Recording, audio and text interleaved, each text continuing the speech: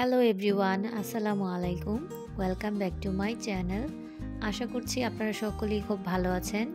আজকে আমি আপনাদের সাথে খুবই টেস্টি এবং হেলদি একটি চিকেন স্টু রেসিপি শেয়ার করব। এই চিকেন স্টুটা আপনারা আপনাদের বাসায় থাকা যে কোনো সবজি দিয়েই তৈরি করতে পারেন। আপনারা সকলেই যেখান থেকে আমার ভিডিওটি দেখছেন অবশ্যই আমার চ্যানেলটিকে সাবস্ক্রাইব করবেন। এবার কথা না বাড়িয়ে চলুন চিকেন স্টুটা রান্না শুরু করি। চিকেন স্টু তৈরির জন্য আমি প্রথমে একটি মশলা তৈরি করে নিব। এর জন্য আমি এখানে 1 চামচ গোলমরিচ দিয়ে দিলাম, এর সাথে 1 চামচ জিরা দিয়ে দিলাম এবং এর সাথে আরও একটু সামান্য পরিমাণ লবণ দিয়ে এটাকে ভালো করে নেড়েচেড়ে কিছুক্ষণ ভেজে নিব। মশলাগুলো ভাজা হয়ে গেলে এগুলোকে আমি ভালো করে ব্লেন্ড করে একটি পাউডার তৈরি করে নিচ্ছি। এবার চুলায় একটি প্যান বসিয়ে এর মধ্যে 150 ml পরিমাণ তেল দিয়ে দিচ্ছি। তেলটাকে আমি কিছুক্ষণ গরম করে নেব। তেলটা গরম হয়ে গেলে এর মধ্যে আমি সামান্য লবণ দিয়ে দিচ্ছি।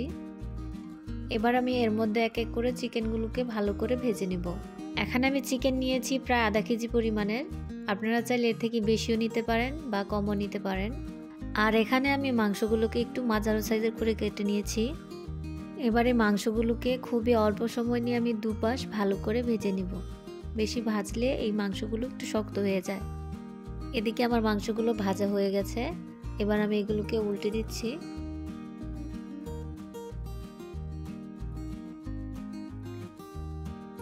এবার এর উপর দিয়ে আমি কিছু গোলমরিচের গুঁড়া দিয়ে দিচ্ছি। এখন এটাকে আরো একটু সময় আমি ভেজে উঠিয়ে রাখছি।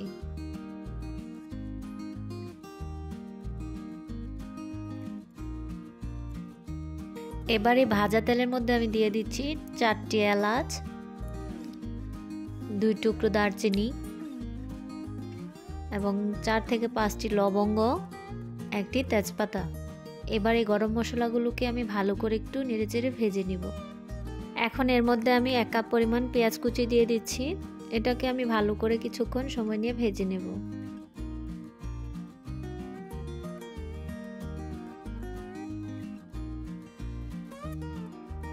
পেঁয়াজগুলোকে কিছুক্ষণ ভাজার পর এর মধ্যে আমি দিয়ে দিচ্ছি 2টি ছোট সাইজের রসুন কুচি আর দিয়ে দিচ্ছি 4 চামচের 1 চামচ পরিমাণ আদা বাটা।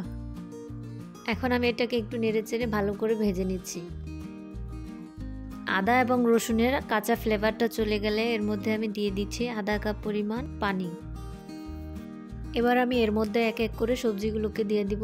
এখানে আমি দিয়ে দিচ্ছি গাজরগুলোকে আমি একটু লম্বা লম্বা করে কেটে নিয়েছি। এখন আমি দিয়ে দিচ্ছি শালগমগুলোকে আমি গাজরের মতো লম্বা করে কেটে নিয়েছি।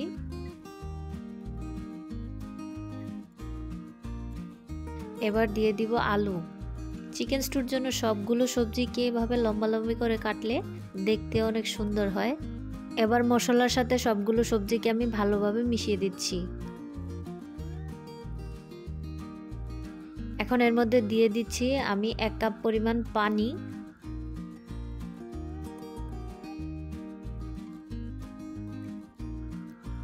এবার ঢাকনা দিয়ে ঢেকে সবজিগুলোকে আমি প্রায় 50% পর্যন্ত সিদ্ধ করে নিব। এদিকে আমার সবজিগুলো সিদ্ধ হতে থাকুক, অন্যদিকে আমি একটি মিক্সচার তৈরি করে নেব। এর জন্য আমি 2 চামচ চালের গুঁড়া নিয়েছি এবং 1 চামচ পরিমাণ কর্নফ্লাওয়ার নিয়েছি।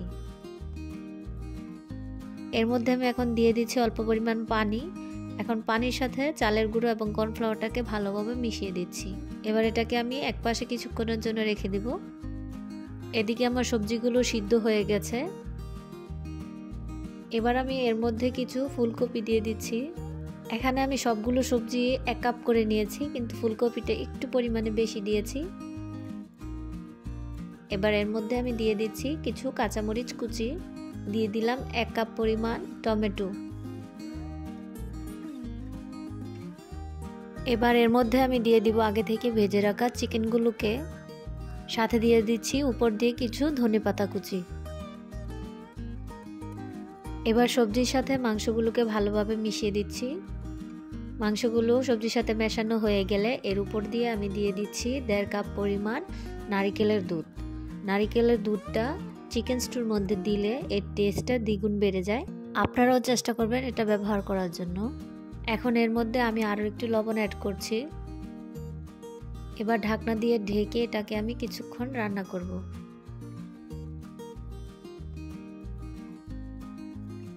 এদিকে কিছুক্ষণ পর আমার সবজিগুলো প্রায় সিদ্ধ হয়ে গেছে।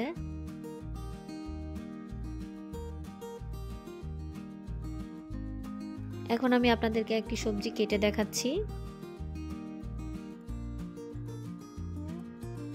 এই যে দেখুন আমার সবজিগুলো ভালো করে সেদ্ধ হয়ে গেছে। আপনারা চেষ্টা করবেন যাতে সবজিগুলোকে ওভারকুক না করা হয়। এর মধ্যে আমি এখন দিয়ে দিচ্ছি আগে থেকে গুলিয়ে রাখা চালের এবং কর্নফ্লাওয়ারের গুঁড়ো।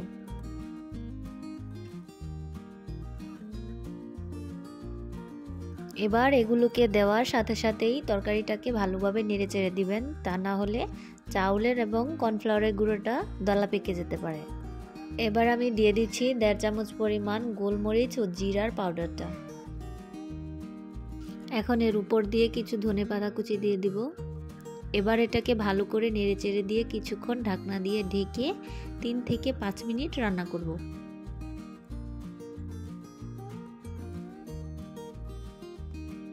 এই তো আমার চিকেন স্টু তৈরি হয়ে গেছে। আশা করছি আমার রান্নাটি আপনাদের ভালো লেগেছে।